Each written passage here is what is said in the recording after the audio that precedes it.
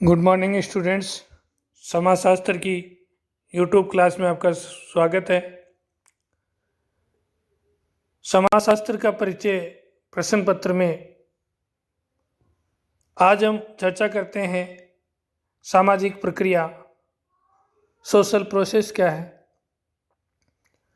सामाजिक प्रक्रिया वह प्रघटना है जो समाज के व्यक्तियों, समूहों के परस्पर अंतःक्रिया की निरंतरता को प्रदर्शित करती है।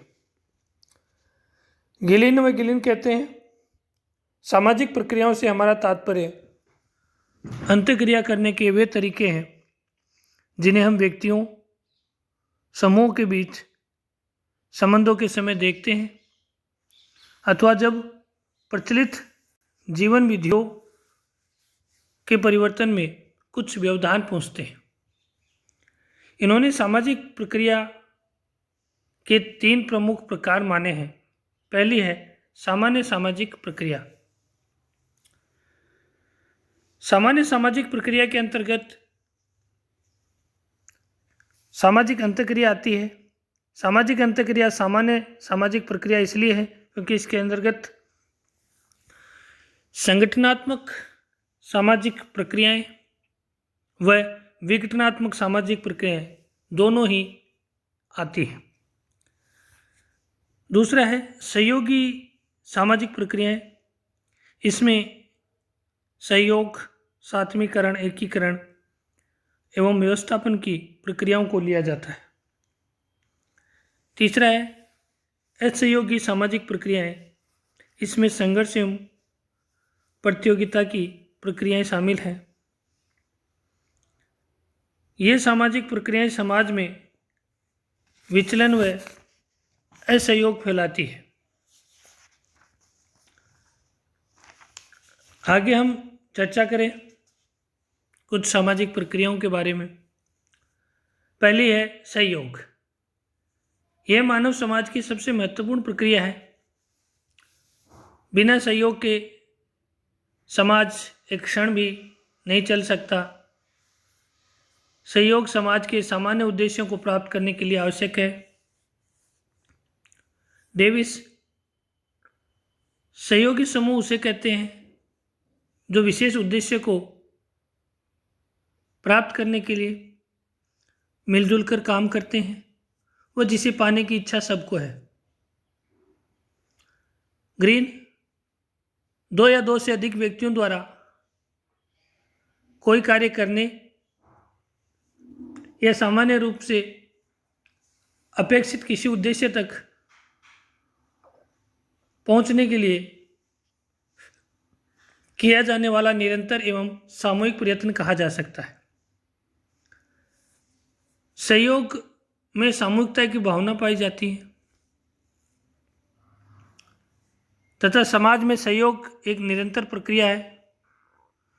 सहयोगी व्यक्तियों में सामान्य उद्देश्य का होना सहयोग का प्रमुख आधार है।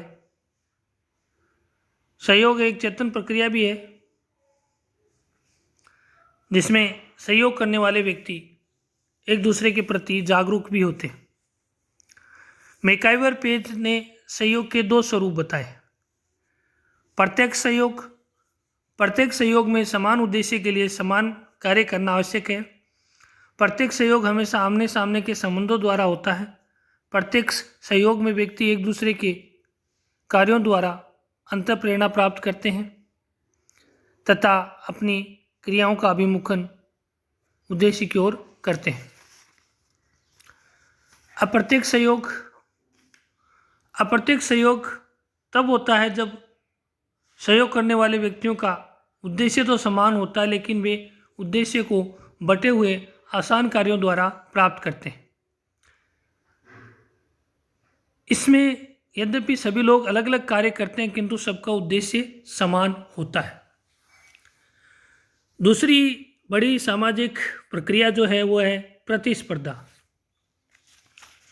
प्रतिस्पर्धा तब पैदा होती है जब सीमित लक्ष्यों को अनेक लोग प्राप्त करना चाहते हैं। प्रतिस्पर्धा के कुछ निश्चित नियम होते हैं तथा कुछ निश्चित कारण। प्रतिस्पर्धा में निम्न लक्ष्यों को प्राप्त करने के साधनों को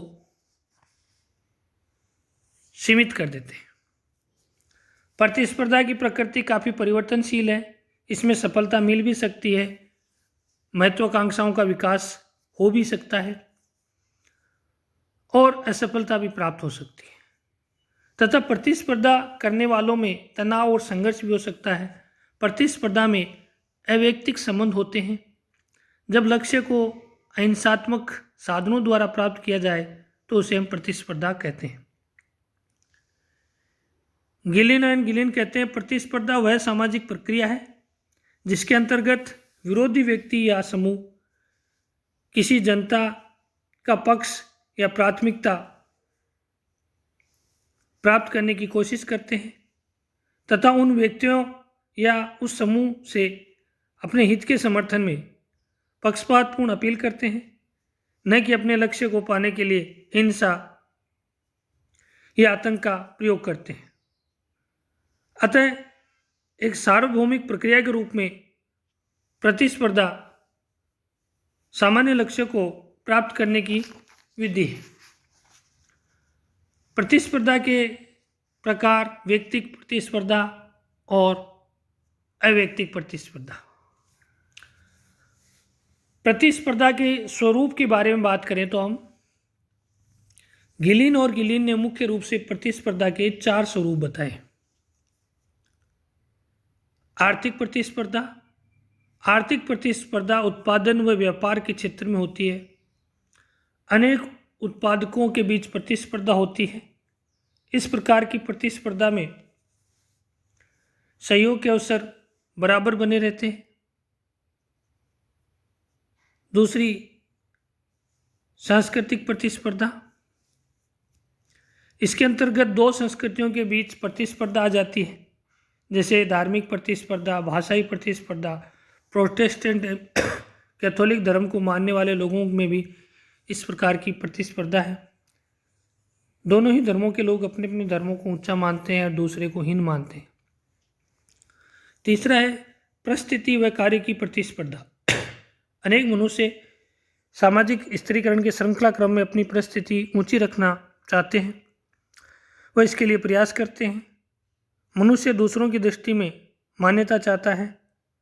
आर्थिक, शैक्षणिक क्षेत्रों में या कला व साहित्य के क्षेत्र में लोकप्रियता पाने के इच्छुक व्यक्ति प्राय ऐसी प्रतिस्पर्धा करते हैं। प्रजाति प्रतिस्पर्धा। प्रजाति के आधार पर स्त्रीकरण मान्य होता है और संसार के कई भागों में देखने को मिलता है। इनमें प्रतिस्पर्धा होती है, जैसे श्वेत व निग्रो लोगों में प्रतिस्पर्धा। प्रजातियों के में पाई जाने वाली प्रतिस्पर्धा कई बार संघर्ष के रूप में सामने आती है। सामाजिक प्रक्रिया में हमने सहयोग की बात की, प्रतिस्पर्धा की बात की, और तीसरी और महत्वपूर्ण प्रक्रिया है संघर्ष। संघर्ष मानव संबंधों में सदैव विद्यमान एक सामाजिक प्रक्रिया है। जब व्यक्तियों में सहयोग नहीं होता है या जब वे एक दूसरे के प्रति तटस्थ नहीं रहते हैं, तब संघर्ष की स्थिति देखने को मिलती है। A.W. ग्रीन कहते हैं, संघर्ष किसी अन्य व्यक्ति अथवा व्यक्तियों की इच्छा का जानबूझकर विरोध करने, उसे रोकने या उसे सख्ती से पूर्ण कराने से संबंधित प्रयत्न है। गिलिन कहते हैं, संघर्ष वह सामाजिक प्रक्रिया है जिसमें एक व्यक्ति या समूह अपने विरोधी के प्रति प्रत्यक्षतः हिंसात्मक तरीके अपनाकर या हिंसात्मक तरीका अपनाने की धमकी देकर अपने उद्देश्यों की पूर्ति करना चाहता है।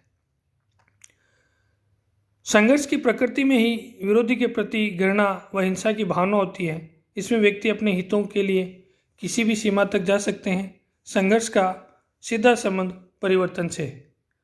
परिवर्तन के कारण संघर्ष उत्पन्न होता है और संघर्ष के परिणाम स्वरूप समाज परिवर्तित भी होता है। संघर्ष के स्वरूप की चर्चा करें तो सामाजिक जीवन के अनेक क्षेत्रों में संघर्ष देखने को मिलता है। गिलिन ने संघर्ष के निम्न स्वरूप बताए हैं, व्यक्तिक संघर्ष, प्रजातीय संघर्ष, वर्ग संघर्ष और राजनीतिक संघर्ष। इस प्रकार आज हमने सामाजिक प्रक्रिया के बारे में चर्चा की। सामाजिक प्रक्रिया क्या होती है और कौन से इसके स्वरूप हो सकते हैं। धन्यवाद।